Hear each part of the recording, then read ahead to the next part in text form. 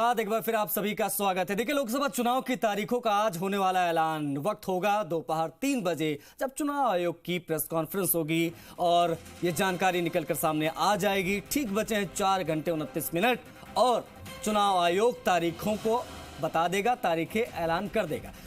चुनाव आयोग आज ही आंध्र प्रदेश, उड़ीसा और आंध्र प्रदेश जैसे राज्यों में होने वाले विधानसभा चुनाव की तारीखें भी बताएगा। तारीखों के ऐलान के बाद आचार संहिता लागू हो जाएगी। अप्रैल मई में 7 से 8 चरणों में वोटिंग कराई जा सकती है, ये भी जानकारी मिल रही है। पिछली बार 7 चरणों में वोटिंग हुई थी, 91 करोड़ के आसपास मतदाता थे। इस बार संख्या बढ़ी है मतदाताओं की, 96 करोड़ 85 लाख के आसपास पहुंच गई है संख्या। अब ऐसे में बताया जा रहा है कि जम्मू कश्मीर में भी वोटिंग होगी, इसलिए 8 चरणों में इस बार लोकसभा के चुनाव कराए जा सकते हैं। 96 करोड़ 85 लाख 358 मतदाता, 1358 मतदाता वो वोट कास्ट करेंगे इस बार के लोकसभा चुनाव में।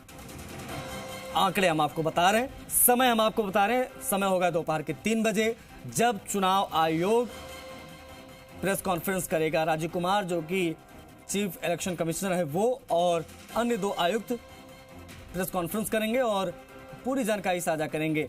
कहां कितनी सीटें हैं, किस प्रकार से वोटिंग होगी, वो हम आपको इस ग्राफिक्स के माध्यम से दिखा भी रहे हैं ताकि आप समझ पाएं किस राज्य में कितनी सीटें हैं लोकसभा की और कितने चरणों में ये चुनाव होने जा रहे हैं।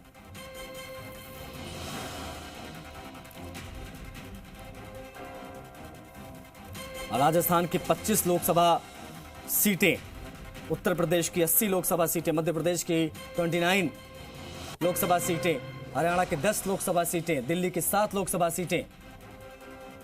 ये तमाम ऐसे क्षेत्र हैं जहां से तमाम कैंडिडेट अपनी किस्मत आजमाएंगे और 24 के लोकसभा चुनाव में किसकी बनेगी सरकार, इसको लेकर आप कह सकते हैं कि पहला चरण आज से शुरू हो रहा है। आज तारीखों का ऐलान चुनाव आयोग करेगा। ये बड़ी खबर इस वक्त की जो हम आपसे साझा कर रहे हैं, चुनाव आयोग करेगा पीसी।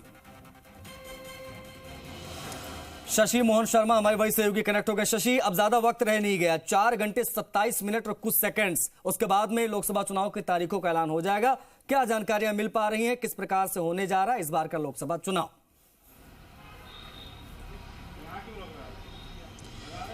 आशीष, लोकतंत्र का सबसे बड़ा त्योहार, देश की सबसे बड़ी पंचायत का चुनाव और सभी राज्यों में इस चुनाव के लिए उत्सव सा माहौल दिखेगा आपको। हालांकि जो तूफान से पहले की शांति या कहें जो टेंशन होती है वो लोगों के मनों में दिख रही है। कुछ जगह टिकट की टेंशन, कुछ जगह चुनाव लड़ने की टेंशन, कुछ जगह टिकट नहीं मिलने की टेंशन। लेकिन निर्वाचन आयोग में अलग तरीके का माहौल है इस वक्त। पूरा काम पेपर वर्क हो चुका है, कितना डिप्लॉयमेंट किस जगह होना है ये सारा काम हो चुका है, किस किस चरण में चुनाव होने हैं ये सब कुछ तय हो चुका है। लेकिन आधिकारिक घोषणा 3 बजे होगी। देखिए, संभवतः 17 से 19 अप्रैल के बीच में चुनाव के पहले चरण की शुरुआत हो जाएगी। आज से ठीक 1 महीना रह गया है और उस 1 महीने में जो पहला चरण होगा उसके बाद पिछले बार की अगर देखें तरीका तो 7 चरण में चुनाव हुए थे। इस बार 1 चरण बढ़ सकता है क्योंकि जम्मू कश्मीर के चुनाव भी संभवतः लोकसभा चुनाव के साथ ही होंगे। ये जो चरण बढ़ाने का कारण होता है, इसमें सबसे बड़ा कारण होता है डिप्लॉयमेंट ऑफ सिक्योरिटी फोर्सेस।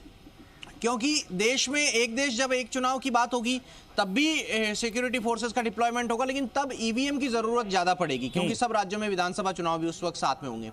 अभी के जो हालात दिखते हैं उसके मुताबिक अलग अलग जगह अलग अलग चरणों में जो 7 से ज्यादा चरण संभव है, 97 करोड़ वोटर्स इस बार होंगे और तकरीबन सभी वोटर्स के पास में जो इपिक कार्ड होता है इलेक्शन कमीशन की तरफ से दिया हुआ वो होगा। हालांकि फिर भी जो 12-13 डॉक्यूमेंट्स दूसरे होते हैं, पासपोर्ट है, राशन कार्ड है, ड्राइविंग लाइसेंस है, नियोक्ता का प्रमाण पत्र है, इन सब के आधार पर वोट डाले जा सकेंगे। लेकिन मुख्य मुकाबला एनडीए और इंडी के बीच हो गया है। जो कांग्रेस बीजेपी के बीच होता था, एनडीए में बीजेपी के साथ में घटक दल हैं। बीजेपी ने 370 खुद की सीट का लक्ष्य रख दिया है, 400 पार का नारा दे दिया है पूरा, और हर बूथ पर 370 वोट बढ़ाने की कवायद है। बीजेपी का जो 400 पार का नारा है उसके लिए बीजेपी बूथ स्तर पर माइक्रो मैनेजमेंट कर रही है। 370 का एक फिगर जो अनुच्छेद 370 से जोड़कर देखा जा रहा है वो 370 वोट हर बूथ पर बढ़ाने का लक्ष्य कार्यकर्ता को दिया गया है। उधर कांग्रेस भी अपनी तैयारी कर रही है। कांग्रेस राजस्थान में 10 सीटें घोषित कर चुकी है, बीजेपी 15 सीटें घोषित कर चुकी हैं। पार्टियों में एक दूसरे की तरफ से नेताओं को लाने की, अपने पाले में लाने की, कुनबा बढ़ाने की कोशिशें लगातार जारी हैं। आज भी बीजेपी कांग्रेस दोनों कार्यालयों पर ऐसा माहौल दिखेगा। कांग्रेस में उम्मीदवार बेनीवाल आ रहे हैं, बीजेपी में डॉक्टर कर्ण सिंह यादव आ रहे हैं, अलवर से टिकट नहीं मिलने से नाराज हैं।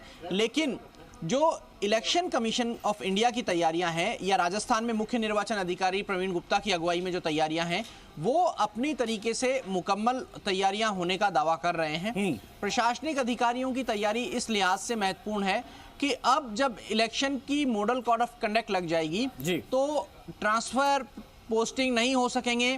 बैकडेट में जो ट्रांसफर होंगे उनमें भी अगर किसी को ज्वाइन करनी है तो इलेक्शन कमीशन की परमिशन से ही ज्वाइन कर सकते हैं। साथ में कोई नए कार्ड, बीपीएल कार्ड या जो सरकारी सुविधाएं किसी को मिलती है, नए एडिशन नहीं हो सकेंगे। पुराने अगर कुछ बने हुए हैं तो उनके रिन्यू हो सकते हैं, लेकिन नए दायरे में नहीं ले सकेंगे। कोई भी राज्य या केंद्र सरकार नई घोषणाएं नहीं कर सकेंगी और लाभार्थियों का दायरा अब और ज़्यादा नहीं बढ़ सकेगा, क्योंकि जो पहले से लाभार्थी हैं उनको नियमित चीज़ें मिलती रहेंगी।